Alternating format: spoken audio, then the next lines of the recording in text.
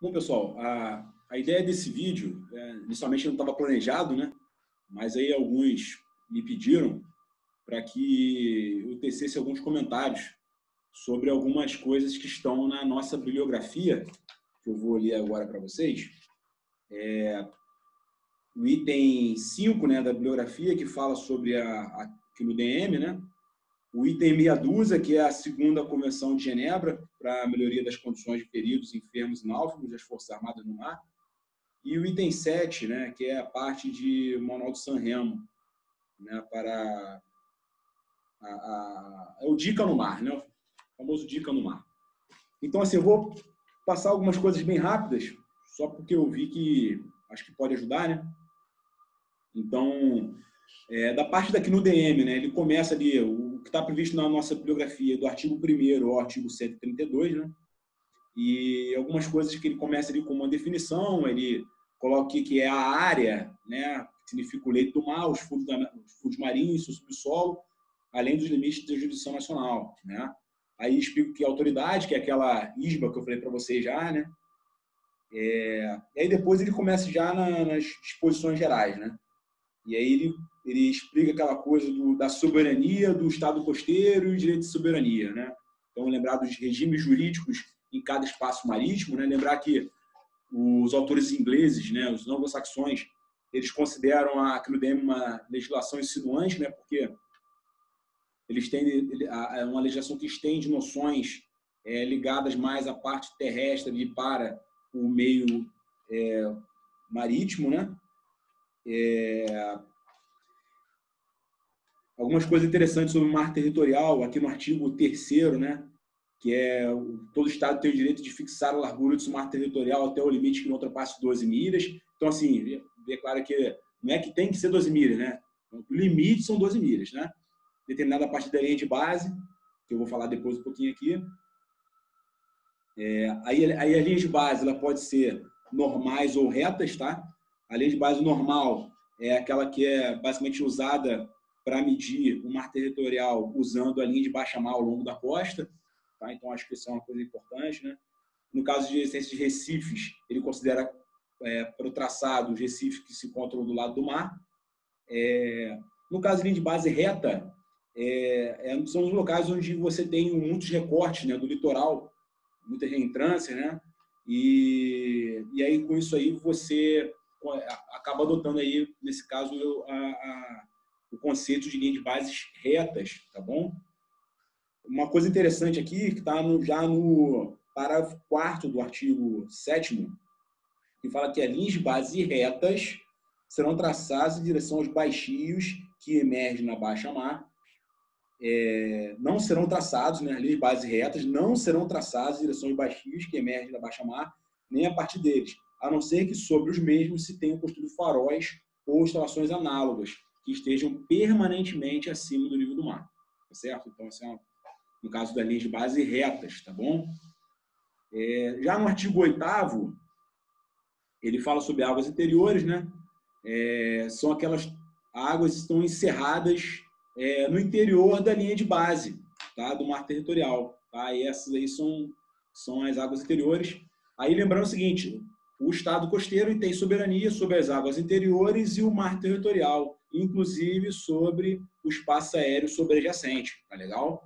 O que não acontece, por exemplo, numa ZEE, tá legal? Depois o artigo 10º fala sobre baías, né? E aí tem algumas coisas relacionadas à Bahia. Eu só chamo a atenção aqui para o parágrafo 5º, onde ele fala sobre a questão do traçado de baías, utilizando linha de base reta de 24 milhas, tá? Para encerrar a maior superfície possível da Bahia, tá legal? E aí essa parte também comenta, né, que não se aplica às baías históricas, né? Nem no caso em que se aplica o sistema de linhas de base retas estabelecido no artigo, tá? Então, no caso, só chama atenção para casos de baías históricas. Bom, com relação a portos, isso é trazido no artigo 11, em que ele coloca que, para efeitos de delimitação, né, do mar territorial, as instalações portuárias permanecem mais ao largo da costa, que façam parte integrante do sistema portuário, e são considerados como fazendo parte da costa. Tá? E aí, a reboque traz a questão dos ancoradouros, que são habitualmente utilizados para carga, descarga e fundez de navios, que estariam habitualmente, né, por questão de operação, situados inteiro ou parcialmente fora do traçado geral do limite exterior do mar territorial, são considerados como sendo mar territorial. Tá? Então, isso é uma questão interessante.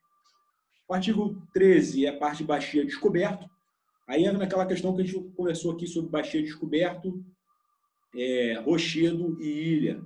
Tá? Então, o baixia descoberto é uma extensão natural de terra rodeada de água, que na baixa-mar fica acima do nível do mar, mas que submerge na pré-mar, né? E aí, no caso aqui, o baixia descoberto se encontra total ou parcialmente a uma distância do continente ou de uma ilha que não exceda a largura do mar territorial. A linha de baixa-mar desse baixio pode ser usada como linha de base para medir a largura do mar territorial. Tá legal? Então, fica só essa ideia aí, tá? Bom, depois, no artigo 15, ele fala sobre delimitação do mar territorial entre estados, né? Em costas adjacentes. Tá? Só é interessante aqui a questão é que, no caso de haver 2 estados adjacentes, que estejam frente a frente, né, num desses estados, né, tem que ter, normalmente tem um acordo, né, bilateral entre os estados, mas se não tiver, ele fala aqui, né, salvo acordo de ambos o contrário, se estender o seu mar territorial além da linha mediana, cujos pontos são equidistantes aos pontos mais próximos do Oriente Base. Tá? Então, é basicamente está no meio ali, né? Depois, começam algumas coisas mais interessantes, né? O artigo 17 começa ali a parte de normas aplicáveis a todos os navios, né? Então, começa ali com aquela questão ligada a direito de passagem inocente, né? Então, salvo disposição ao contrário, né, presente convenção, os navios de qualquer estado costeiro ou litoral gozarão do direito de passagem inocente pelo mar territorial. Tá bom? E aí ele coloca a questão da conceituação, né, no artigo 18, sobre passagem inocente, né? O que é, né? Então, é atravessar o mar sem penetrar em águas interiores, nem fazer escala no ancoradouro ou instalação portuária situada fora de águas interiores. E dirigir-se para águas interiores ou dela sair ao fazer escala num desses ancoradouros ou instalações portuárias. Aí tem só abrir um parênteses aqui, tem uma legislação que eu não me recordo agora, mas se a gente pesquisar, a gente acha rapidinho, que é de, se não me engano, 65, que fala sobre passagem de navios militares, tá? E ele fala sobre passagem perpendicular, passagem paralela. Ele não está ligada explicitamente a essa questão de passagem inocente, tá? Até porque essa questão de passagem inocente ela se tornou consagrada com aqui no DM, que foi formalizado ali em 82, ali em Montego Bay, né? Então, eu acho que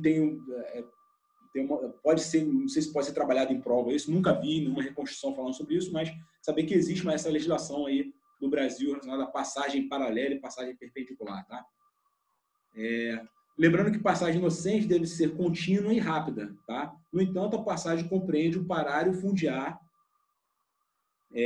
mas apenas na medida em que os meios constituem incidentes comuns de navegação, ou seja, imposto motivo de força maior, ou por dificuldade grave, ou que tenha por fim prestar auxílio a pessoas, navios ou aeronaves em perigo ou em dificuldade grave, tá bom? E aí depois o artigo 19 realmente a instituição da passagem inocente, né? Que ele fala que ela deve acontecer desde que não seja prejudicial à paz ou à boa ordem ou segurança do Estado costeiro, tá legal? E aí no parágrafo 2º ele coloca algumas coisas que afastam essa ideia da passagem inocente, né? Considerando como sendo prejudicial à paz e à boa ordem e à segurança do Estado costeiro, né? E aí tem uma série de coisas que pode ser trabalhado na prova, né? Ele pode perguntar, já comentei no outro vídeo sobre isso, tá? Lembrando que no artigo 20, né, submarinos e outros veículos submersíveis, quando no mar territorial, devem navegar à superfície arborando sua bandeira, tá bom? Bom, artigo 21, ele fala sobre regulamento do Estado costeiro relativos à passagem inocente, tá? Então, de fato, aqui o Estado costeiro pode adotar leis e regulamentos em conformidade com as disposições na presente convenção relativa à passagem inocente pelo mar territorial, né? E relacionado à segurança da navegação, produção de instalações, produção de cabos e dutos, tá? Recursos vivos, tá bom? Bom, rotas marítimas e sistemas de separação de tráfego no mar territorial, né? O Estado costeiro ele pode, quando for necessária a segurança da navegação, exigir que os navios estrangeiros que exerçam o direito de passagem inocente pelo seu mar territorial utilizem as rotas marítimas e sistemas de separação de tráfego que esse Estado tenha designado, tá bom? Em particular, pode ser exigido que os navios tanque, os navios de propulsão nuclear ou navio que transporte substâncias ou materiais radioativos ou outros produtos intrinsecamente perigosos ou nocivos utilizem unicamente essas rotas marítimas, tá? Então, pode ser cobrado alguma coisa relacionada a essas questões aí mais específicas, com relação a navios tanque, com propulsão nuclear, tá? Então, tenha atenção a essa parte aí, tá bom? Aí depois, o artigo 24, ele fala que o Estado costeiro não deve pôr dificuldades à passagem inocente de navios estrangeiros pelo mar territorial, a não ser as de conformidade com a presente convenção, tá bom? Então, eu não posso impor, né, questões que afetem a prática de negar ou dificultar o direito de passagem inocente, tá? E eu não posso também fazer discriminação nem de direito nem de fato, né, contra navios de determinado Estado, tá, com relação ao direito de passagem inocente. Muito bem. Depois, no artigo 25, ele comenta sobre os direitos de proteção ao Estado costeiro, né? Então, ele já é mais com relação ao Estado costeiro em si, né? Então, o Estado costeiro ele pode tomar no seu mar territorial medidas necessárias para impedir toda passagem que não seja inocente. Tá legal? Então, se for caracterizado que a passagem não é inocente por algum motivo que a gente falou aqui, tá? O Estado costeiro ele pode adotar medidas necessárias aí, tá? Lembrando, sem fazer discriminação de direito ou de fato de qualquer ordem, tá bom?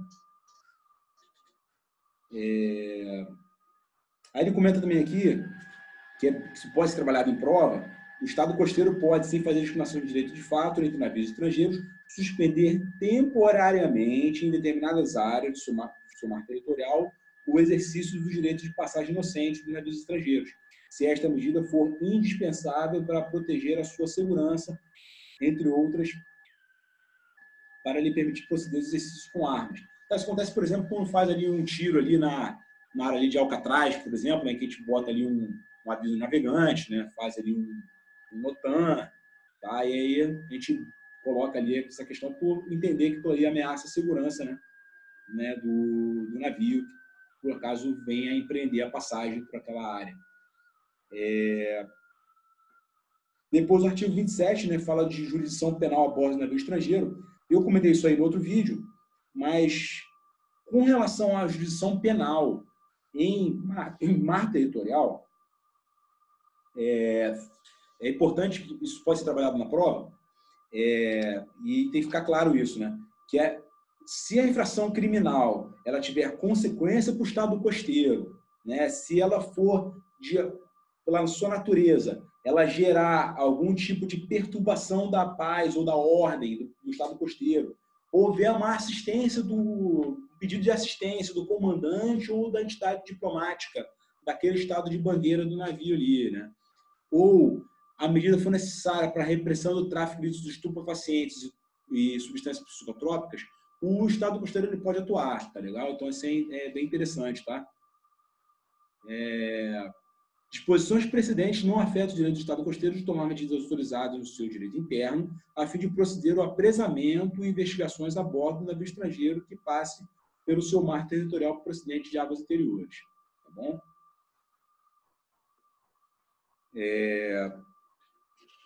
No artigo 29, ele coloca aqui a definição de navio de guerra. Isso pode ser cobrado, já vi algumas provas isso ser cobrado, né? Definir o navio de guerra, né? E aí, basicamente, né, qualquer navio pertencente à força armada de um Estado que ostente sinais exteriores próprios, né, de navio de guerra, de sua nacionalidade, sob o comando de um oficial devidamente designado pelo Estado e que o nome figure, né, na lista de oficiais, e que a tripulação esteja submetida à hierarquia militar, né, às regras da disciplina militar. Tá? Então, isso aí pode ser cobrado para a gente caracterizar, né, um navio de guerra, tá bom?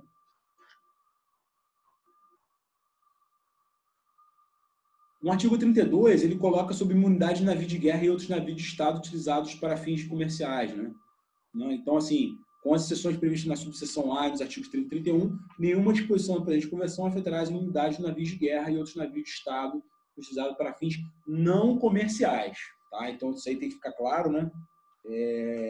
Porque senão a gente fica, se está utilizando para fins comercial de alguma forma, isso aí fica excluído. Tá? Isso, não sei se pode se trabalhar de alguma forma aí. Bom, com relação à zona contígua, né? Como eu sempre venho comentando aqui, né? A zona contígua ela é uma inovação daqui do DM e ela é de fato, o nome é contígua, né? Porque ela é contígua ao mar territorial, ao estado costeiro, né?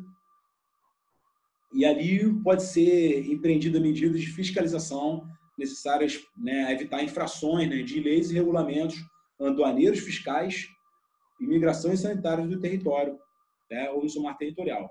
E aí visa também reprimir as infrações às leis e regulamentos do seu território, do seu mar territorial. Tá? E ela não pode se estender além das 24 milhas, né, marítimas contadas a partir da linha de base. Tá bom?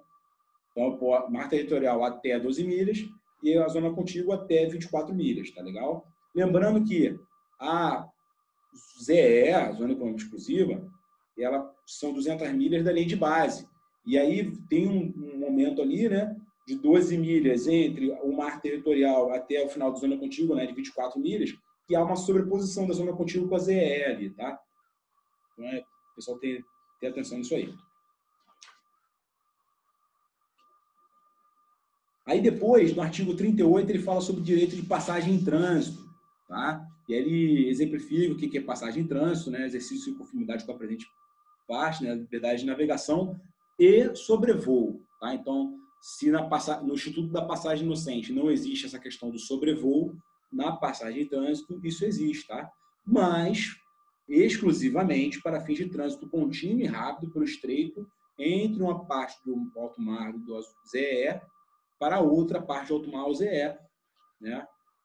Contudo, a exigência de trânsito contínuo e rápido não impede a passagem pelo estreito para entrar no território do Estado ribeirinho dele sair ou ele regressar sujeito às condições que regem a entrada do território desse Estado. Qualquer atividade que não constitua exercício de direito de passagem em trânsito por um estreito fica sujeita às demais disposições aplicáveis na presente convenção. Tá bom? E aí, no artigo 39, ele disciplina, né, os deveres, né, dos navios e aeronaves durante a passagem em trânsito, né? Então, ao exercer o direito de passagem em trânsito, navios e aeronaves devem atravessar ou sobrevoar o estreito sem demora, abster-se de qualquer ameaça ou uso da força contra a soberania ou integridade territorial ou a independência política dos estados ribeirinhos do estreito ou qualquer outra ação contrária ao princípio de direito internacional anunciado na Carta das Nações Unidas, abster-se de qualquer atividade que não esteja relacionada com modalidades normais de trânsito contínuo e rápido, salvo em caso de força maior ou dificuldade grave.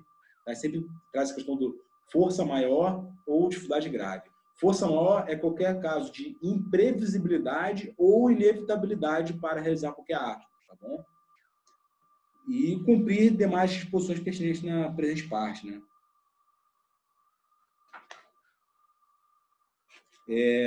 Depois eu queria só chamar a atenção aqui para o artigo 44, né, dever dos estados ribeirinhos e estreitos, né? Os estados ribeirinhos de um estreito não impedirão a passagem em trânsito e darão a devida publicidade a qualquer período de que tenham conhecimento e que ameaça a navegação no estreito ou sobrevoo. Não haverá nenhuma suspensão de passagem em trânsito. Tá? Então, isso aí também é muito importante. Bom, e depois ele entra na parte de estados arquipélago, né? E aí é importante definir o que é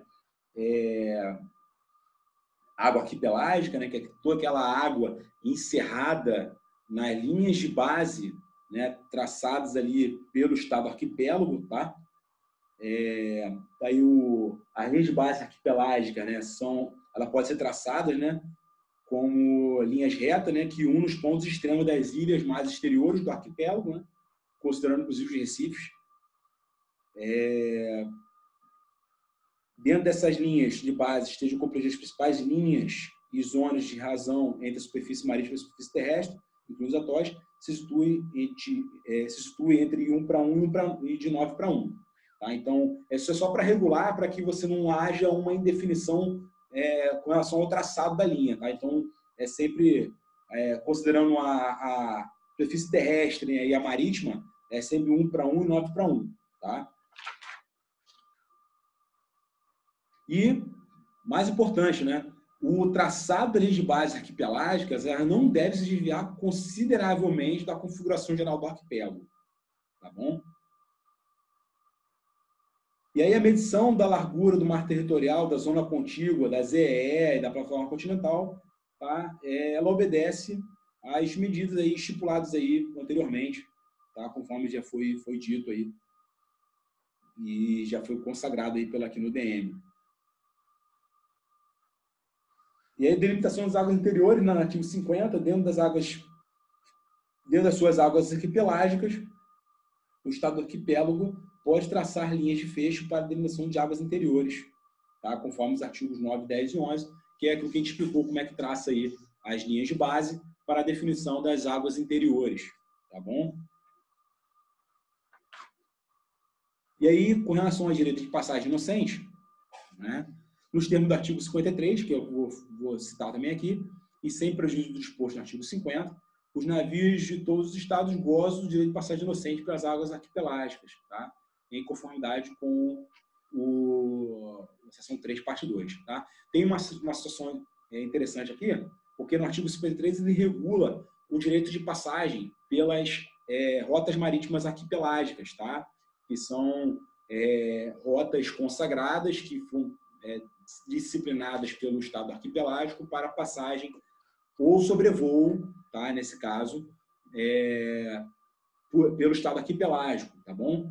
E aí, no caso saindo dessa área, existe um direito análogo à passagem inocente, tá? Para o trânsito nas águas arquipelágicas, tá bom?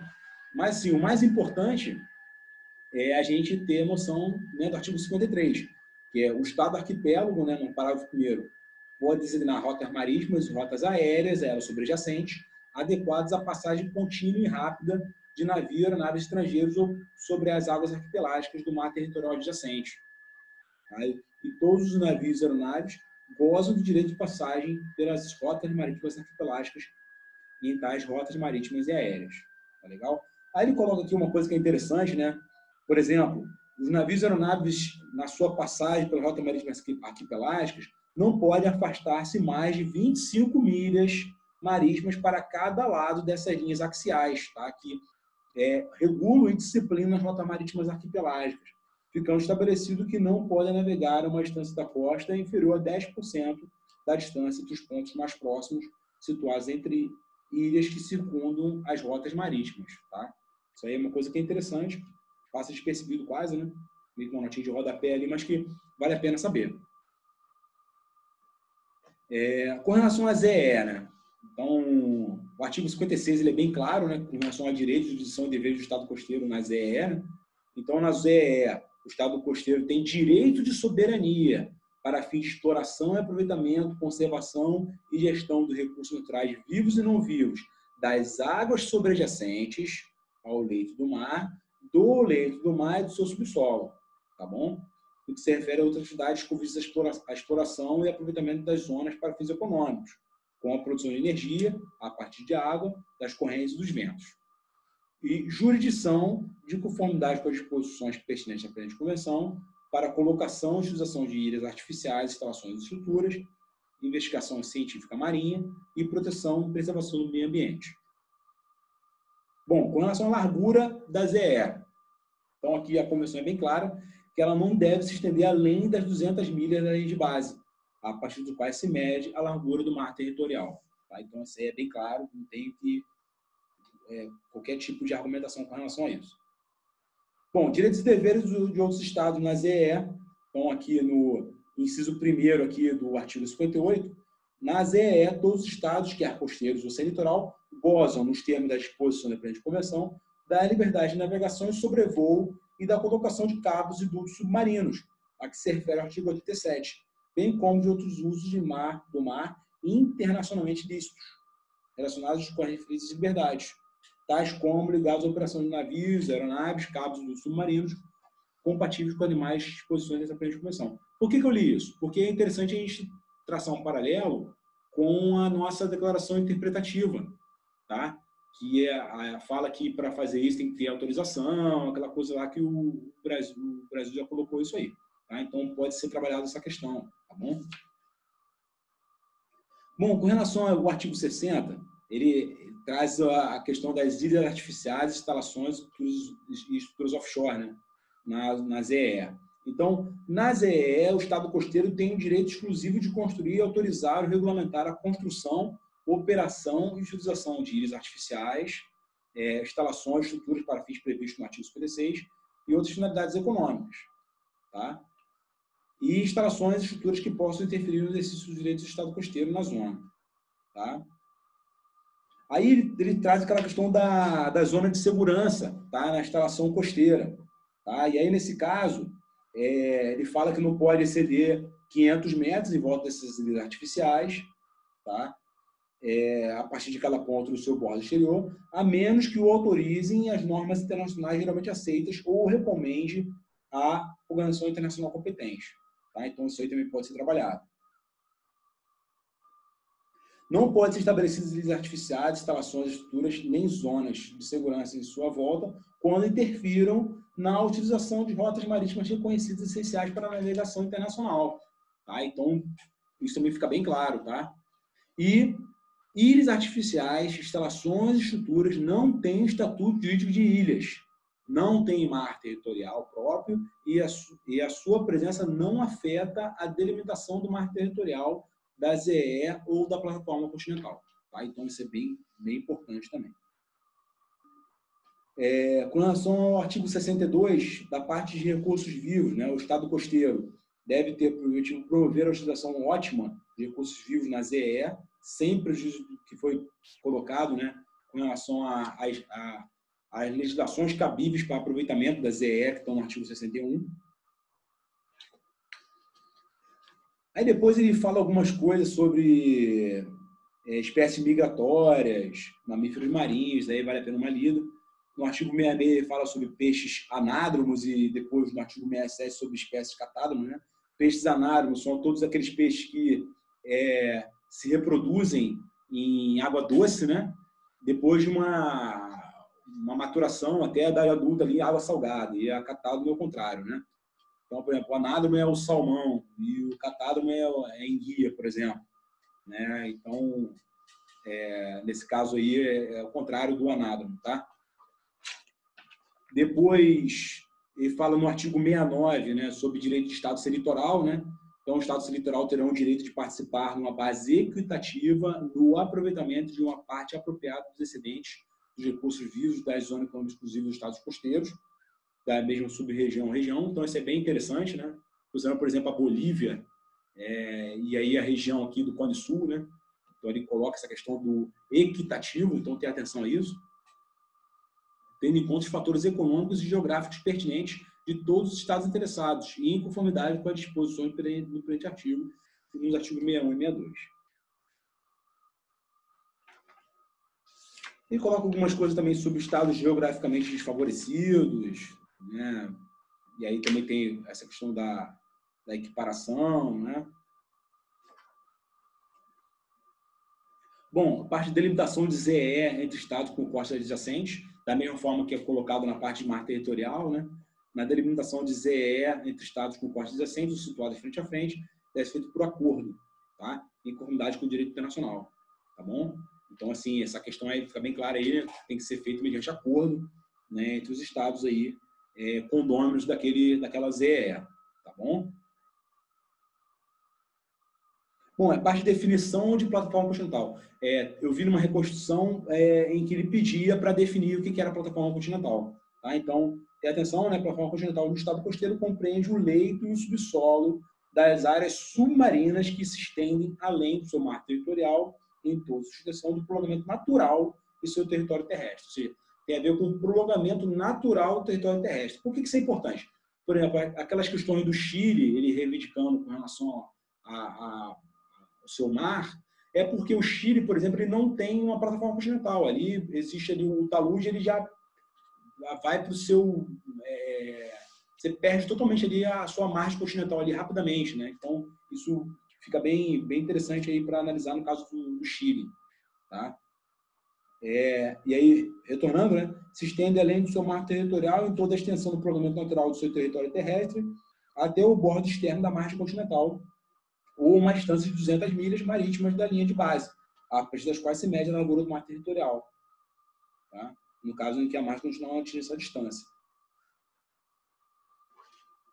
E aí, uma questão interessante que ele traz no parágrafo 5º, né, do artigo, em que ele coloca que pontos fixos que constituem a linha de limites exteriores da plataforma continental no leito do mar, traçados em conformidade com as alíneas, né, anteriores, né, enfim, deve estar situado numa distância que não exceda 350 milhas da linha de base, a partir da qual se mede a largura do mar territorial, ou uma distância que não exceda 100 milhas marítimas das órbitas de 2.500.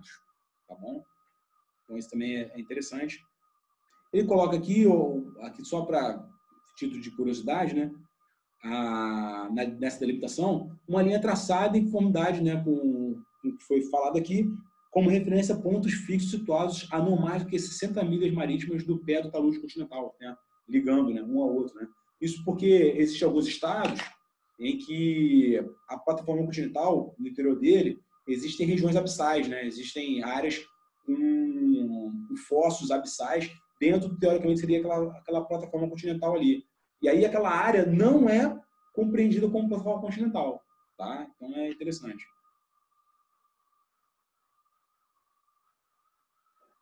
Tá? E aí os direitos do Estado costeiro com relação à plataforma continental é trazido no artigo 77.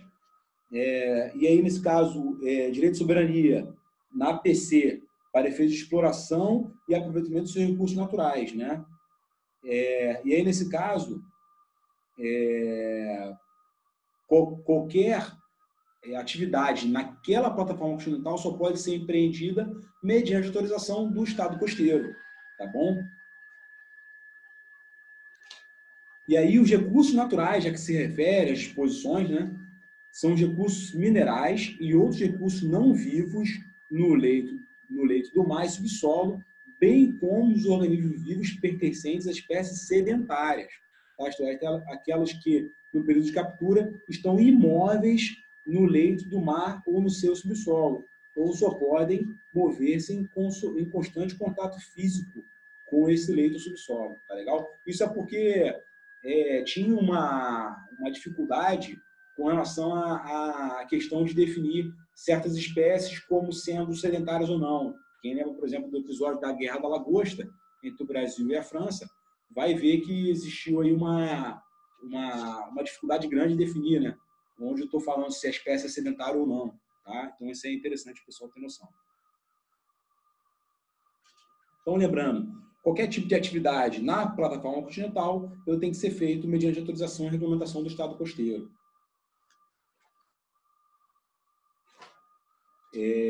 Bom, o artigo 87, né, agora trata sobre a liberdade de alto mar. Então, eu já vi também algumas provas de ele cobrar a definição de alto mar. Lembra que eu falei que é aquela coisa da... Ele é feito por exclusão, né? Você vai excluindo, tá? E aqui no DEM ele é claro ao falar que o alto mar é aberto a todos os estados, quer costeiros ou sem litoral, tá? E a liberdade do alto mar ela é exercida nas condições estabelecidas na presente convenção, tá? E compreende, né? Entre outras coisas, bota aqui inter alia, né? Inter alia entre outras coisas, tá? Estados costeiros e o litoral também, tá? Liberdade de navegação, liberdade de sobrevoo, colocar dutos e cabos submarinos, tá? Liberdade de construir ilhas artificiais, tá? Liberdade de pesca, pesquisas científicas marinhas, tá? Então, já vi também perguntas falando sobre o que se pode ser feito, né, no alto mar, tá bom? Coloca que o alto mar ele será utilizado para fins pacíficos, tá? Aí, Estatuto dos Navios, né, e nacionalidade, no artigo 91 e 92, né? Então, o Estado deve estabelecer os requisitos necessários para a atribuição de sua nacionalidade, no caso de fins de registro, né? Os navios possuem a nacionalidade do Estado cuja bandeira estejam autorizados a arvorar e deve existir um vínculo substancial entre o Estado e o navio, tá? A gente sabe que às vezes isso nem sempre acontece, né? Às vezes existe o pavilhão de conveniência, né? Mas isso aí é outro papo. Todo Estado deve fornecer aos navios a que tenha concedido o direito de arvorar sua bandeira os documentos pertinentes. E depois ele fala que os navios devem navegar sob a bandeira de um só Estado, tá? Salvo nos casos excepcionais previstos expressamente nos tratados internacionais. Tá? Um navio que navegue sob a bandeira de 2 ou mais Estados, utilizando-as segundo as suas conveniências, não pode reivindicar qualquer dessas nacionalidades perante o terceiro Estado e pode ser considerado como um navio sem nacionalidade. Isso também é muito importante. Tá? E aí, deveres do Estado, o artigo 94 coloca os deveres do Estado de bandeira, né? E aí vale a pena dar uma lida, é bem explicativo aí, é interessante para a gente poder ter noção das diferentes nuances aí envolvidas nisso. Bom, artigo 95, muito importante, imunidade do navio de guerra no alto mar, tá? Navios de guerra no alto mar gozam de completa imunidade de jurisdição relativamente a qualquer outro Estado que não seja de sua bandeira, tá bom? Então, isso é muito importante. E aí, o 96 ele traz a reboque ali, né, imunidade dos navios utilizados unicamente em serviço oficial não comercial. Tá? Os navios pertencentes a um Estado ou por ele operados e utilizados unicamente em serviço oficial não comercial gozam, no alto mar, de completa imunidade de jurisdição relativamente a qualquer Estado que não seja da sua bandeira. E aí ele coloca algumas coisas aqui, né, relacionados aí a parte de prestar assistência, e aí depois ele entra a partir do artigo 99, sobre proibição de transporte de escravo, né? Então, todo Estado deve tomar medidas eficazes para impedir e punir o transporte de escravos, navios autorizados a arvorar sua bandeira, e para impedir que, com esse fim, se use ilegalmente sua bandeira. Tá? E todo escravo que se refugie em um navio, qualquer que seja sua bandeira, ficará ipso facto livre, né? Ou seja, diante de qualquer coisa, livre. Dever de cooperar na repressão à pirataria. Todos os Estados devem cooperar em toda a medida possível na repressão da pirataria no alto mar ou em qualquer outro lugar que não se encontre sob a jurisdição de algum Estado. E aí depois ele define pirataria. Eu fui bem claro aí no outro vídeo, né? E aí aqui no artigo 101 ele tipifica essa questão de pirataria muito bem, né? Então é todo ato ilícito de violência ou detenção, de todo ato de depredação cometido para fins privados, tá? Não quer dizer que havia algumas vezes a confusão visando o lucro, tá? Não necessariamente, tá? O que é colocado aqui aqui no DN é para fins privados, tá bom? Pela tripulação ou pelos passageiros do navio ou de uma nave privados. E dirigidos contra um navio ou aeronave em alto mar ou pessoas ou bens a bordo dos meios. Um navio, aeronave, pessoas ou bens em lugar não submetido à jurisdição de algum Estado. Todo ato de participação voluntária na utilização de um navio ou de uma aeronave, quando aquele que o pratica tenha conhecimento dos fatos que deem a esse navio ou essa aeronave o caráter de navio ou aeronave pirata. E toda ação que tenha por fim incitar ou ajudar intencionalmente a cometer um dos atos enunciados, né, nas alíneas A e B. Pirataria cometida por um navio de guerra, um navio de Estado, uma aeronave de Estado, cuja tripulação se tenha amotinado. Né? Atos de pirataria definidos no artigo 101, perpetrados por um navio de guerra, ou um navio de Estado, ou uma aeronave de Estado, cuja tripulação se tenha amotinado ou apoderado do navio ou aeronave, são equiparados a atos cometidos por um navio ou aeronave privados. Ah, então é interessante, pode ser trabalhado em uma situação na prova, em que no caso, um navio de guerra, por exemplo, a tripulação se amotinou, tá? E aí começa a se dedicar ali a fins privados, né? Não quer dizer especificamente que um motim a bordo e para alguma coisa seja pirataria, tá? Então isso tem que ficar claro. Ele tem que se dedicar depois disso a algo tipificado no artigo 101 da Convenção, para que seja enquadrado como pirataria. Tá? Por quê? Porque o artigo 103 ele traz a definição de navio e aeronave pirata. Né? São considerados navio e aeronave piratas os navios e aeronaves em que as pessoas, sob cujo controle efetivo se encontrem, pretendem utilizar para cometer qualquer dos atos mencionados no artigo 101. Também são considerados piratas os navios e aeronaves que tenham servido para cometer qualquer de tais atos, enquanto se encontrem sob o controle de pessoas culpadas por esses atos. Tá? Então, fica bem clara aí essa situação da pirataria, né? E aí o artigo 104 ele coloca a conservação ou perda da nacionalidade de um navio ou aeronave pirata. Né? Um navio ou uma aeronave pode conservar a sua nacionalidade, mesmo que se tenha transformado em navio ou aeronave pirata.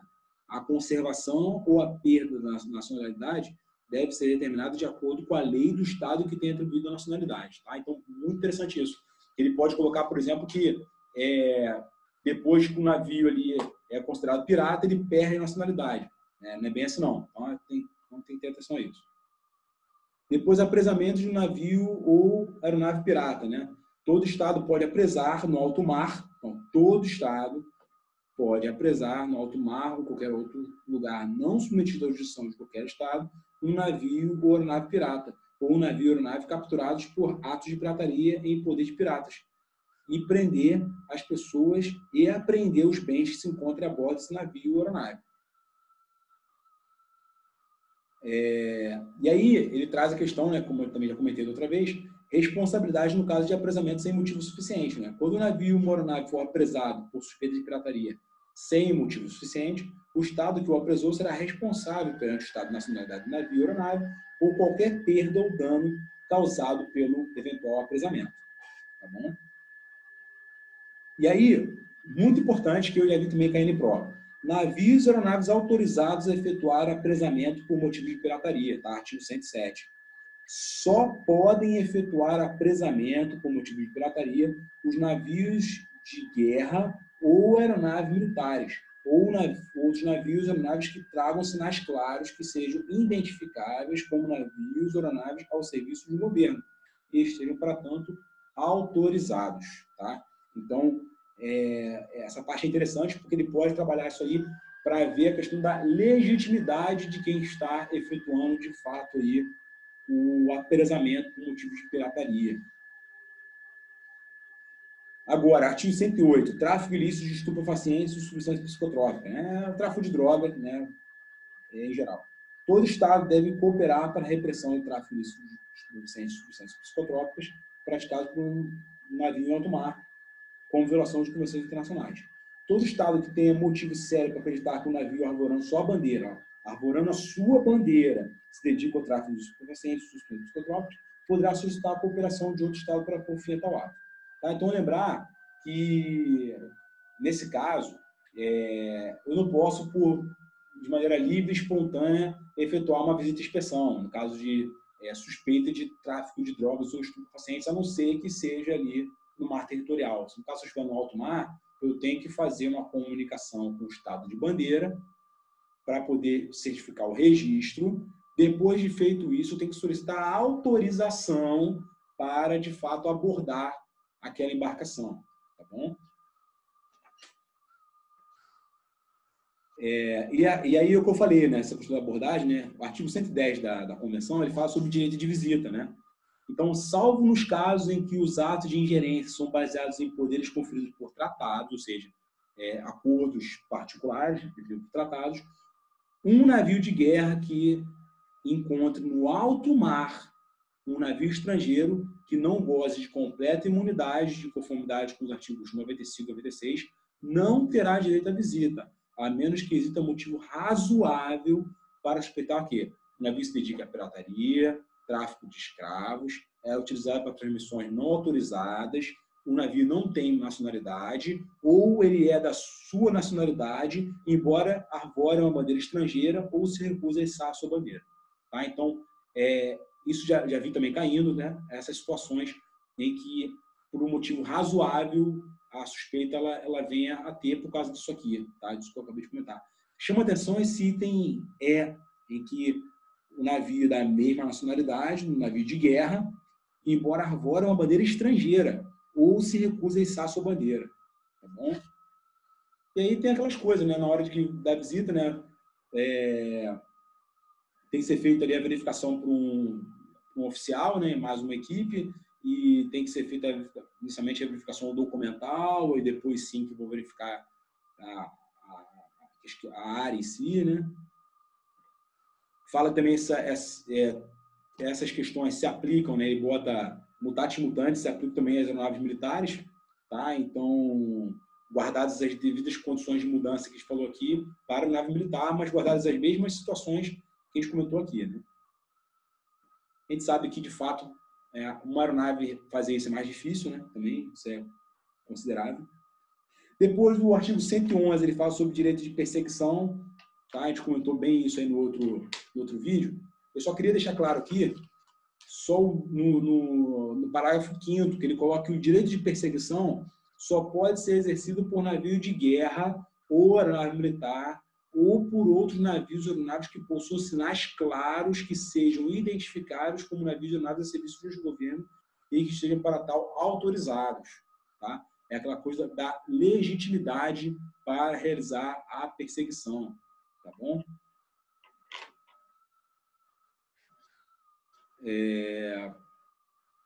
Ele coloca também a questão da aeronave, também aqui, mesma coisa do anterior. Aí depois, no artigo 116, ele coloca sobre direito de pesca em alto mar, né? Todos os estados têm direito ao que seus nacionais se dediquem à pesca em alto mar. Tá? Então, isso também é interessante, tá? Ele traz de novo aqui depois, no artigo 121, sobre o regime de ilhas, né? Então, ele define ilha como sendo uma formação natural de terra rodeada de água que fica descoberta na pré-mar. Salvo o disposto no artigo 3º, mar territorial, zona contígua, zona econômica inclusiva e APC de uma ilha são determinados em conformidade com as disposições presentes. Tá? E rochedos, que por si só não se prestam à habitação humana ou à vida econômica, não deve ter ZE nem PC. Tá bom? ZE e PC, tá? Só isso aí. Mas o rochedo ele pode ter mar territorial e zona contígua, tá bom? Mesmo não se prestando à vida humana e ao seu emprego econômico.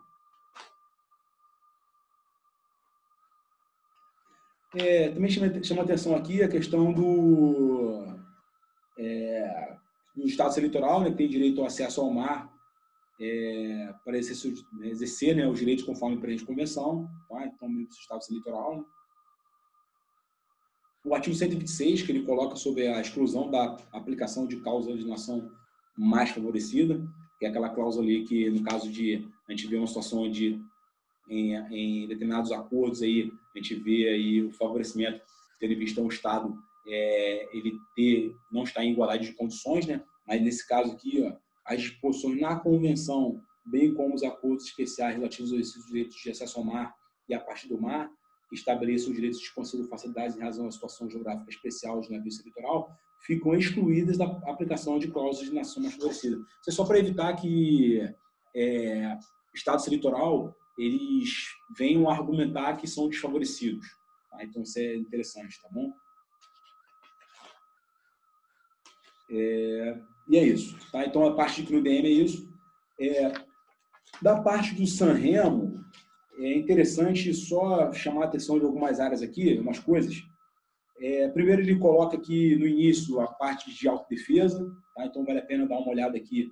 Mas isso está bem explicado aí no EMA também, tá? E também na carta, então está bem aliado com a carta das Nações Unidas. Também ele coloca aqui as áreas de guerra naval, né? Lembra como eu disse no outro vídeo, né? Quais são as áreas de guerra naval? Tá? O alto mar e os espaços marítimos dos beligerantes, né? Eu não posso, por exemplo, me utilizar de mar territorial neutro, por exemplo, para efetuar algum ato de guerra naval, tá?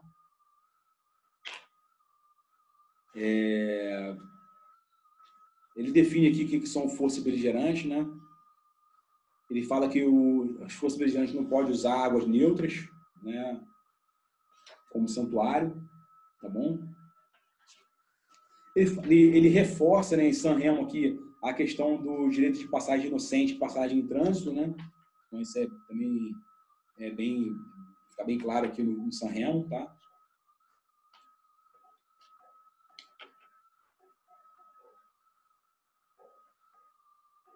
Ele coloca que o direito de passagem inocente, no caso de estreitos, né, internacionais, ele não pode ser suspenso, né? Então, assim, Tem atenção no caso específico dos estreitos internacionais.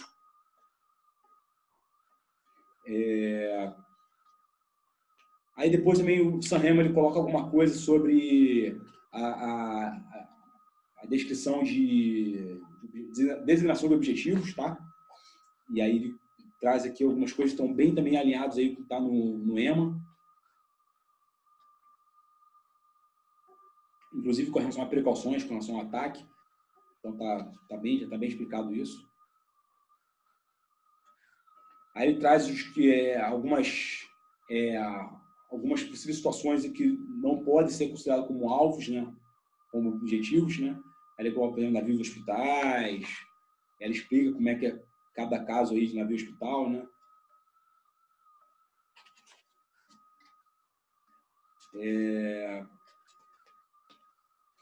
Aqui depois também, na seção 4, né?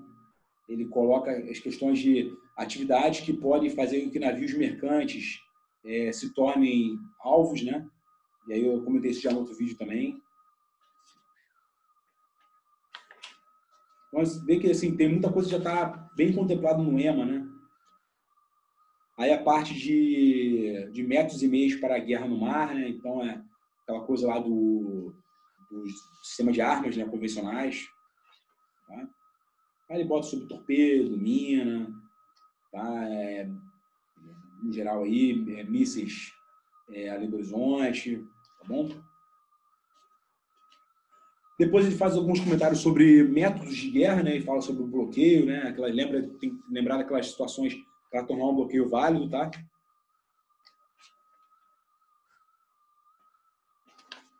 Aí ele explica sobre a situação de despistamento, né? Estratagemas e perfídia, tá? E aí fala o que é considerado perfídia, né?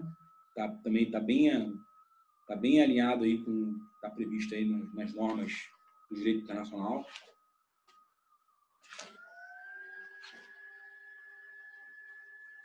Depois ele fala aqui um pouco à frente, né? No artigo 135 aqui, sobre captura de meios inimigos, né? Então, assim, vale a pena dar uma leitura aqui, nessa parte.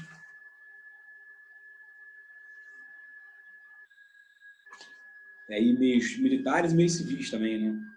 No geral, aí. Quando é que você pode utilizar, quando é que você pode apresar, quando é que você... Enfim.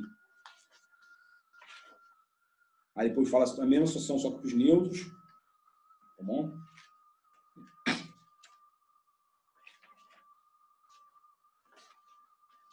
Bom, e da parte de Sanremo é isso aí. E aí eu também queria tecer alguns comentários sobre o protocolo adicional, né, das Convenções de Genebra para proteção, né, de vítimas de conflitos armados, né? Também está na nossa bibliografia. E aí só reforça algumas coisas com relação à proibição de perfídia, com relação a não utilizar armas que causam sofrimento desnecessário ou que venha a causar danos que sejam supérfluos, né?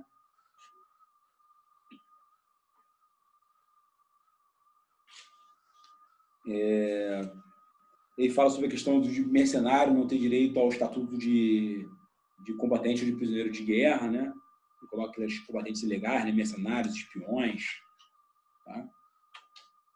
Ele coloca a proteção de pessoas que estão em parte das hostilidades, né? Qualquer que tomar parte em hostilidades e cair em poder de uma parte adversa é considerado prisioneiro de guerra. Tá? E aí, em consequência disso, encontra ser protegido pela Convenção 3, né? Aí eu comento também sobre os ataques que têm que ser nitidamente voltados, né, estritamente limitados aos objetivos militares, né? Então, eu só posso designar objetivos militares. Eu tenho que proceder meus ataques de forma a proteger o meio ambiente, evitando danos colaterais excessivos. E aí bota extensivos, duráveis e graves. Tá? E uma coisa que é interessante, né? Qualquer tipo de ataque contra o meio ambiente a título de represália é proibido. Tá?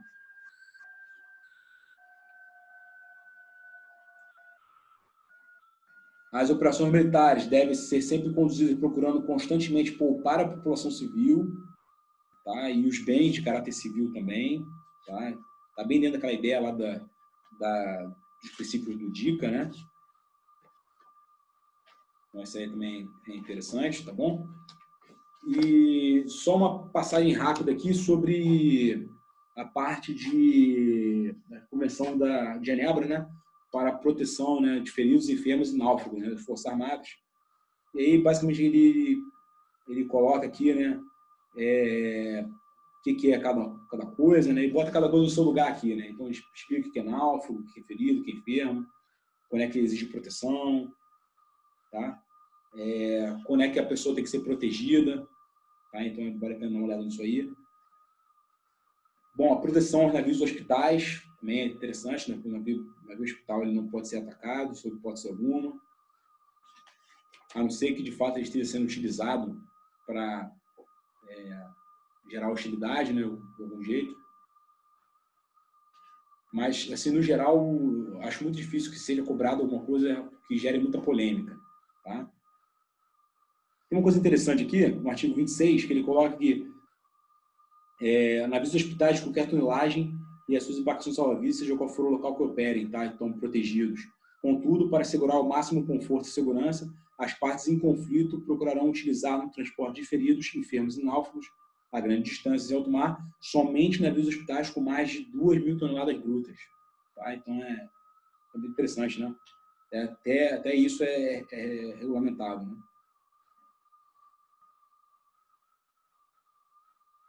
Qualquer navio hospital que estiver em um porto caído em poder do inimigo será autorizado a sair desse porto, tá? Então, pode ter uma situação onde seja colocado ali que o navio hospital ele esteja sendo obrigado a permanecer, tá? Em um determinado porto e perguntando se nesse porto aí que caiu em poder do inimigo, né? E falando se isso aí está correto à luz do DICA, tá? Também interessante. Bom, com relação à permanência em um porto neutro, né, navios e embarcações mencionados, né, nos artigos, né, 22, 24, 25 e 27, não são equiparados a navios de guerra para efeito de permanência em porto neutro, tá? Que é aquela coisa do porto neutro que o navio ele tem que sair, né, em determinado tempo, né? Então, nesse caso aqui, não entra aí navio hospital, por exemplo, tá? Navios mercantes que tiverem sido transformados em navio hospital não poderão ser utilizados como mútuo enquanto durarem as hostilidades, tá? Também interessante. Então, se transformar um navio mercante em hospital, eu não posso transformar em outra coisa enquanto durarem as hostilidades. Aí bota proteção ao pessoal do navio hospital, né? Pessoal religioso, médico hospitalar no navio hospital, bem como a sua tripulação, serão respeitados e protegidos, não poderão ser capturados enquanto prestarem serviços nesses navios, quer haja ou não feridos e enfermos a bordo. Ou seja, pode ter uma situação onde está falando que, mesmo não tendo ferido a bordo, né, se foi correto, né, e aí é bem claro que mesmo não tendo ferido, não tendo enfermo, não pode, tá?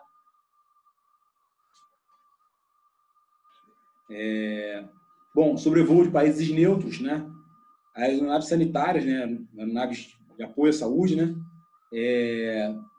partes de conflito poderão, sob a restrição sobrevoar o território das potências neutras e nele aterrissar ou pousar em caso de necessidade para efeito de escala, tá? Devendo notificar previamente o Estado neutro de sua passagem sobre o respectivo território, tá?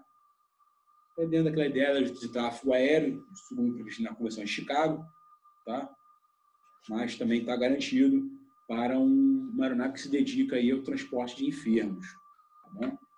Ele relembra que navios e aeronaves que se dedicam ao transporte de enfermos, que são dedicados à atividade sanitária, né, e religiosa, tem que ter o seu sinal distintivo, tá? Então, isso aí também é importante. Fala sobre um sinal distintivo, né, que só pode ser utilizado em tempos de paz e em tempos de guerra para designar ou proteger os navios mencionados nesse artigo, ou seja, que exerce de fato essas atividades, tá? Bom, e é isso. Então, a gente falou aqui de uma maneira assim, bastante pormenorizada dessas legislações que estão a mais aí na nossa bibliografia, tá? Recomendo também, eu acho interessante, né, que a gente faça aí a leitura das legislações que são previstas à consulta, tá? De forma que melhore ali o nosso entendimento e facilite na hora de pesquisar e a gente ter rapidez aí na hora de achar a resposta e colocar na questão, tá bom? Então é isso. Então, com isso a gente encerra aí essa parte de direito. Espero ter contribuído aí com todos aí para que a gente possa fazer uma boa prova.